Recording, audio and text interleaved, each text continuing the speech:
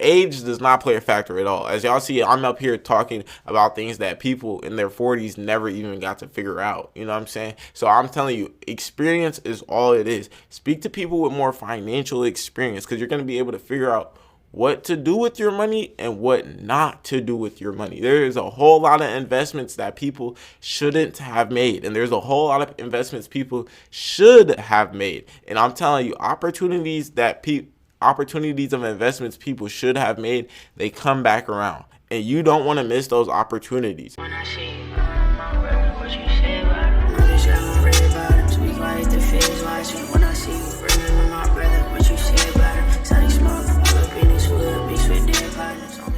What's good, YouTube? It's your boy, toomuchzae. Ski. I'm back with another vid, man. I'm back. You already know, man. This March of Madness, we've been dropping a whole lot of financial game videos, man. So hit that subscribe button if you're new to the channel, man. Hit that like button if you haven't already, man. We're gonna be back talking about some good investment and some good saving money tips, you know what I'm saying? And some good tips to show that you are doing the right things with your money, you feel me? Because, you know, you can always preach a lot of knowledge. You might always hear a lot of things, but you don't know whether you're doing the right thing or the wrong thing personally, you feel me? So I'm gonna be giving y'all some good tips on some things that you are doing right with your money and some things you are doing wrong with your money, you feel me? If y'all boys want to see your boy toomuchzae turn up in the day-to-day life, man, y'all go follow me on the gram. Link is in the description. You finna see all my socials on the bottom of the screen 1,000 times, you feel me? But without further ado, let's get straight into the video. Skate. The number one sign you're pretty smart with money. You actually find money and investing interesting. When you go to the bookstore, you find yourself browsing the money section. When you read the news, you gravitate towards business and money section. And when you hear someone talking about their asset allocation, your ears perk up. Or that could just be me. But if you catch yourself finding money and investing in general somewhat interesting, congratulations. This really is the first step to being smart with money. You don't have to be an expert with money, and you don't need a PhD in microeconomics, but a general interest will take you far. However, if you want to get smart with money, but find money topics a bit boring, here are a few recommendations to make it more palatable. 1. Join communities. Connect with like-minded individuals who are also interested in personal finance and investing. And this could be both online and offline. Online forums, social media groups, or local meetups to share ideas and learn from others. I've attended my share of personal finance and financial independence groups. They're tremendously helpful in shaping my interest in personal finance. 2. Gamify money. Treat saving and investing as a game. Set targets for how much you want to save or invest each month and challenge yourself to meet or exceed those targets. 3. Digest personal finance content in the format that most interests you. It could be in documentary format, movies, or YouTube videos like you're doing now. Don't make learning about money painful, because if it pains you, the probability is you can't sustain it for a long period of time.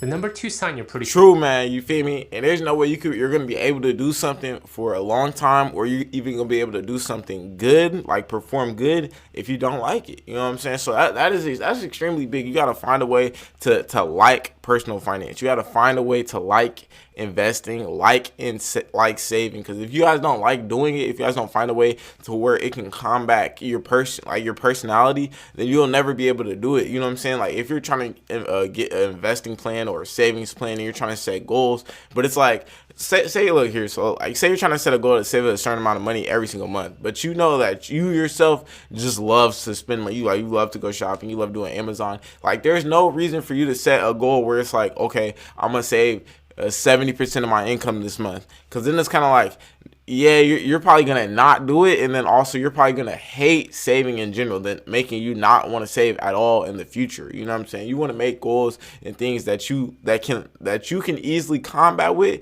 and that also go with your personality. So if you like spending a lot, you could be like, all right, this month I'm gonna cut my spending 25%, making you still able to spend some money. You know what I'm saying? So it's like, it goes hand in hand. You feel me? Something you like doing, something you don't like doing. Putting them together equals a positive with no negatives. You know what I'm saying? Because you're doing something you need to do and something you like to do. Like I'm telling y'all, this is in the book Atomic Habits too. I learned this from the book Atomic Habits. When you combat a good habit with a bad habit, they both create 2 good habits, leaving no negative habits. So I'm saying when you're developing financial things, anything like that, figure out a way that you could do it where it's best for you.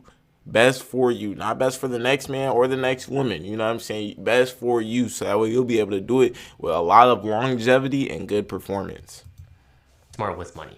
You can develop your own financial plan. It may not be perfect and it may not look slick, but it works for you. You can create a budget, basic asset allocation, and most importantly, money goals. Planning is another one of those topics that get a yawn out of most people. However, as we used to say in the military, failing to plan is planning to fail.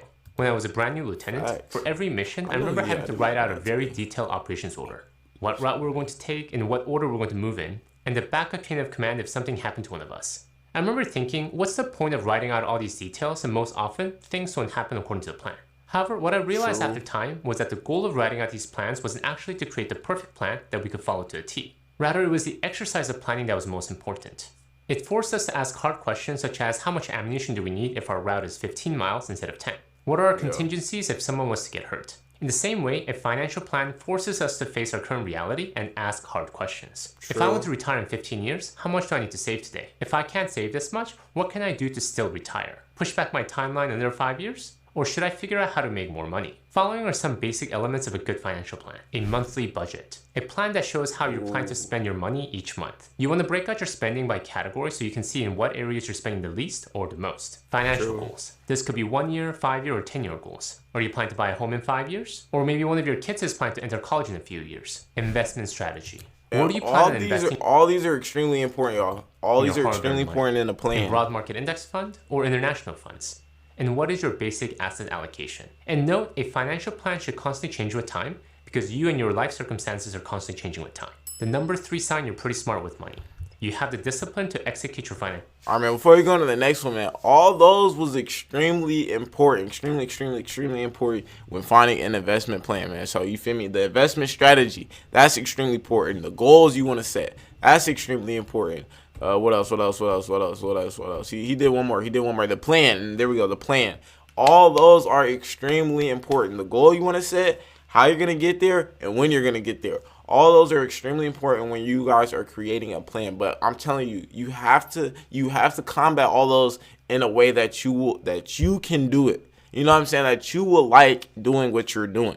Like me personally, I can tell you this from experience. I started off in college. I picked a degree that I didn't like, but it paid the most money. You know what I'm saying? So I'm forcing myself to do something that I know I don't like just so I can get the max amount of income. You know what I'm saying? But I turned around and realized that, hey, if I keep doing this, I'm probably never even going to get the degree. Because it's like, dude, you know what I'm saying? I don't even like studying. I don't, you know what I'm saying? Or even when I do get the job, I'm just going to be miserable. So I switched my pathway to a degree I still liked, making me, you know, I might have got less money, you know what I'm saying? But still, my mental health is a lot more happier, allowing me probably to maximize more money opportunities in different areas. You know what I'm saying? So like, that's what I'm trying to tell you guys, that always combat something with things you like doing. Do not start investing plan or saying, yeah, I want to buy a house in the next 3 years, knowing darn well that you're not going to sit here and save 50% of your income a month. Like, you know what I'm saying? You're only hurting yourself. Kind of like you heard back in high school or elementary school,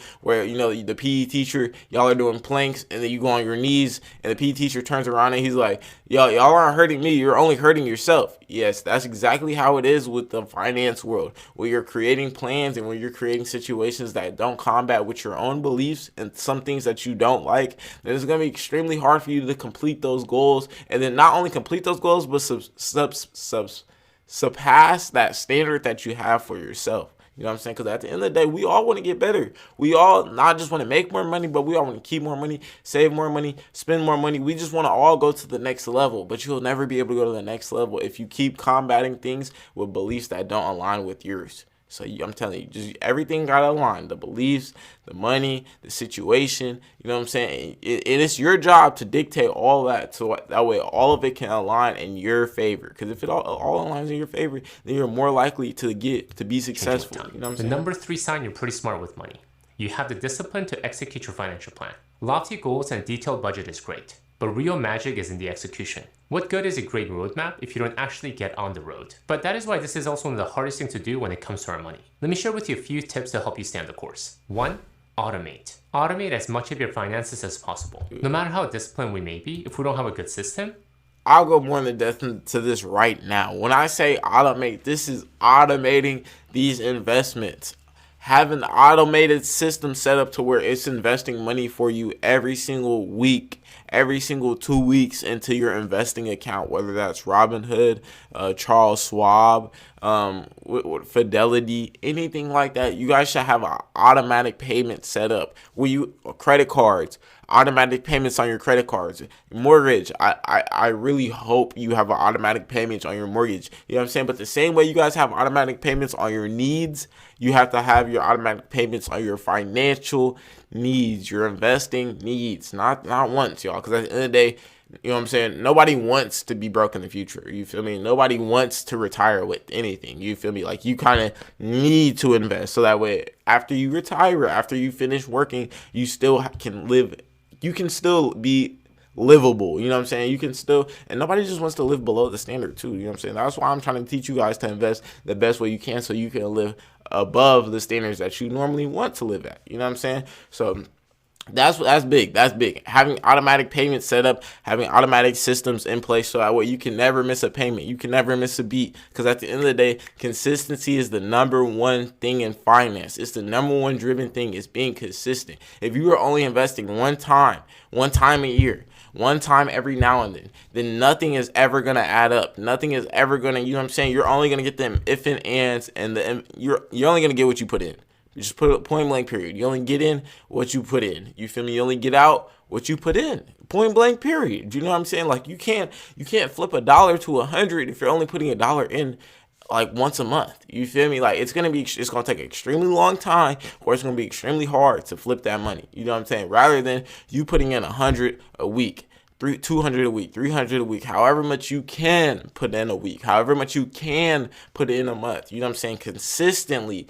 That's when the percentages add up. That's when those numbers add up, when you're doing those things consistently. So that's why we're saying having it automatically is extremely important. It's almost impossible to sustain it for a long period of time. Automate your deposits, automate your bill payments, and automate your investment contributions. 2, have regular money meetings. If you're single, just yourself is fine. If you're married, a meeting with your spouse. You want to go over how you're doing against the budget you set. Did you overspend or underspend in the category? And if so, what can you do? Do you need to adjust your budget, or do you need to create more guardrails to ensure that you stay within the allocated amount by switching to cash?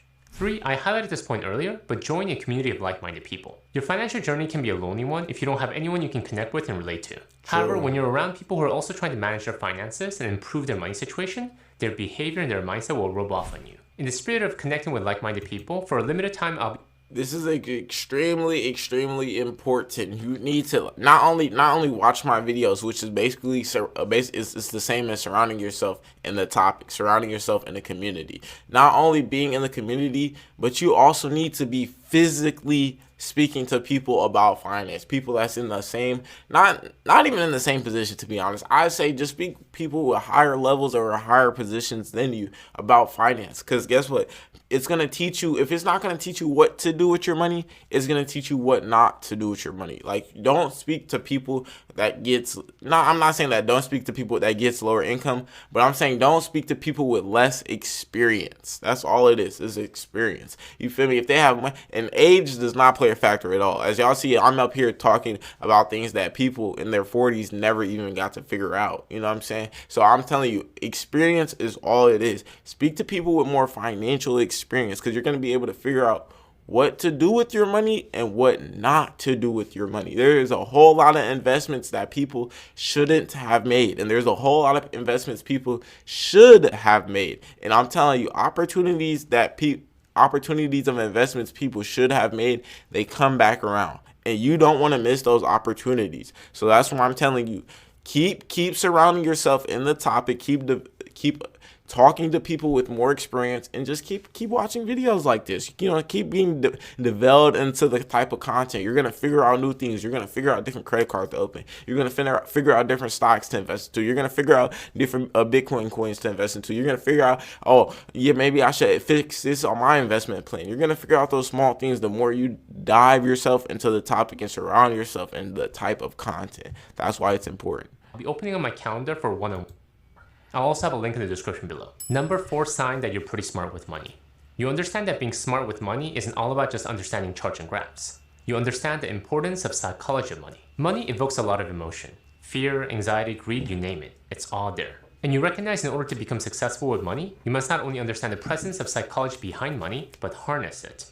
For me, one that gets me often is this concept called herd mentality. The idea that we subconsciously look to others for cues on how to behave, including financial decisions. Just the other day when I was at Costco with my kids, my son kept pointing out how everyone was loading up on Gatorade drinks. At Costco, they come in these huge packs of 50, so they're quite noticeable when someone has it on their cart. I'm not sure why, maybe it has to do with some summer barbecue, but given we kept seeing people with Gatorade in their cart, it made me think, am I missing something? Should I get some too? I mean, mind you, I haven't drank Gatorade in years, but just seeing everyone with one made me think twice. It took me a bit to catch myself, but I had to tell my son, we don't need Gatorades. And just because everyone else is getting one doesn't mean we need some too. And then I went on to give him a 20-minute speech on the danger of herd mentality and how it could lead us to making bad financial decisions based on the actions of others. 20 minutes later. I think I lost him when we passed the free ice cream sample station, but I was proud of the fact that I was able to resist the temptation to join the herd. So if you recognize some of these common psychology and money traits and are able to resist them or use them to your advantage, give yourself a pat on the back. Number 5 sign that you're pretty smart with money. In addition to being good with creating your financial plan, having discipline to see it through, and even understanding the importance of money psychology, you don't let yourself obsess about money. At the end of the day, money is simply a tool to enable us to live the life that we want. It's really no different from a car that takes us from point A to B, or clothes that keep us warm in the winter. Now, we can easily make money the center of our lives, like how we can do with our fancy car or high-end clothes, but that is totally up to us. If you live for having it all, what you have is never enough. Some of my favorite ways to mitigate obsession with money are as follows. 1. Limit exposure to triggers. There are common triggers that are associated with making us think about money more often. Most common ones in my books being social media that flaunts financial success. When we allow ourselves to consume... Man, that is number 1 right there, man. You cannot get influenced by people that you don't even get to see in day-to-day life. I'm gonna be honest with you in so orderly fashion, so honest fashion. What you see on social media is not real. A lot of people just use social media to market their life. That's all it is. It's literally people's highlight reels. I don't know if you ever watched the NBA or in the NFL and you just seen only good clips of people dunking and ankle breakers. That is literally what that's literally what Instagram is. That is literally what social media is. People only show the ups, never show the downs. Nobody ever posts their bills.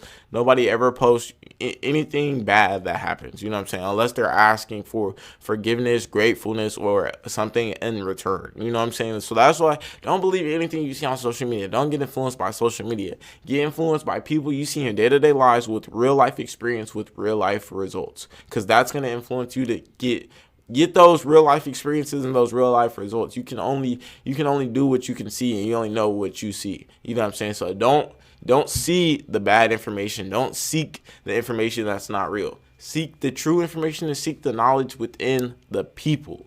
I'm telling you. Social media posts about individuals making millions overnight and flying around the world in private jets and driving Lamborghinis, our mind will naturally gravitate towards thinking about them more. 2. Refocus our attention. Money is, again, as mentioned earlier, just a tool to help us design the life that we want to live. But it's easy to get into a mindset that more money will make us happier. Only if I can get that new camera or the new car or that new home. But most often, our greatest joy in life comes from non-financial elements. Our relationships, personal growth, and experiences. 3. Gain perspective. I try to read broadly, not just personal finance books, but books on self-improvement, history, culture, and politics. Not only does this grow my mind, but it helps me to gain perspective that there is more to be thankful for than not. Just a few hundred years ago, the majority of the world population was barely trying to survive. So the fact that I'm not needing to worry about where my next meal will come from is something I shouldn't take for granted. Number 6 sign that you're pretty smart with money.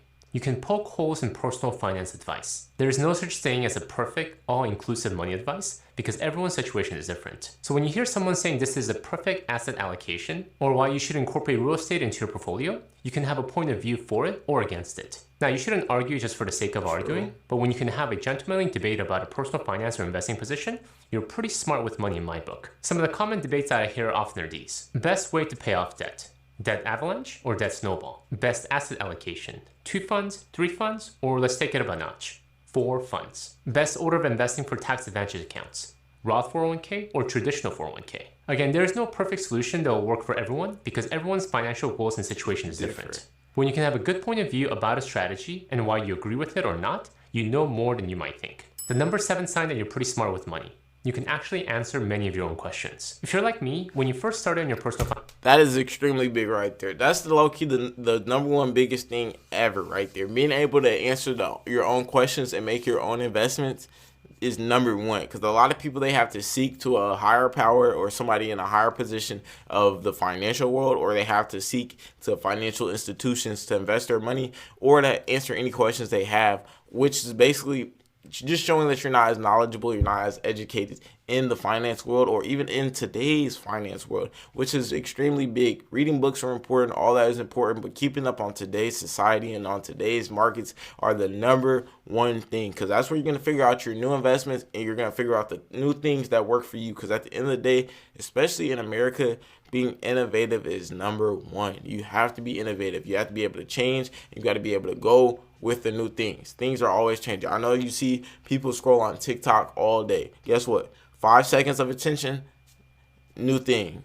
3 seconds of attention, new thing. That's why it's extremely important to stay up to date with today's world, so that way you know the new investments you'll be able to make to maximize your profit. Because that's what we're trying to do. We're trying to make the most money as we can. You feel me? Finance journey, you don't even know what questions to ask. Then after a little while, you know the questions, but need some guidance and handholding to find answers. And now you're at a point where you can answer many of the questions yourself. You might still need to do some research. However, because you have a base foundation of personal finance knowledge, you can use the internet appropriately. Again, if you're able to do this, pat yourself in the back. You know a lot more than you give yourself credit for. The number 8 sign that you're pretty smart with money.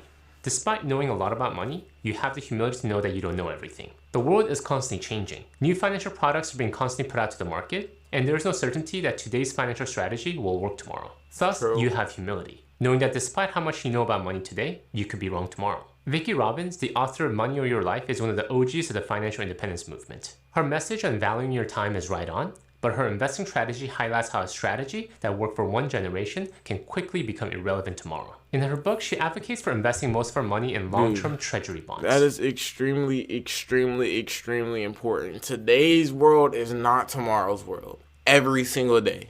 Especially in today's world, it's definitely not tomorrow's world. You know what I'm saying? So that's why I'm saying you cannot fall in love with one plan, one movement, one face, one stock, one anything, dude. It's changing so much. It's changing so much, and you have to be able to be innovative with the world. So that's why it's extremely important to keep up with today's society and involve yourself with personal finance content on a daily basis. So that way you know the new things you need to check out.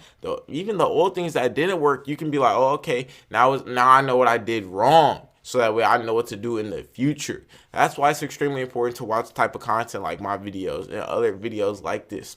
So that way you know what to do with your money now, not later.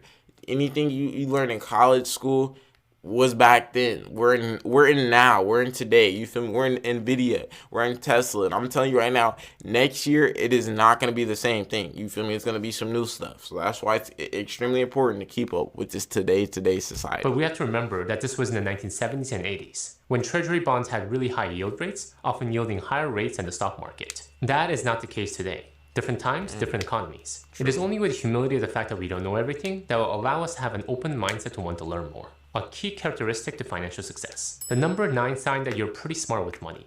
You continually educate yourself. The most important skill for getting rich is becoming a perpetual learner. You aren't satisfied with what you know about money today. As mentioned earlier, the world is constantly changing. So if you want to continually succeed with money, you must educate yourself for the world of tomorrow. Of course, by consuming good content. Some of my favorite resources to continually expand my financial knowledge are these. 1. Blogs and websites. There's so many amazing personal finance blogs and websites written by ridiculously smart individuals. Some of my favorite are Jill Collins, the author of Simple Path to Wealth's personal blog.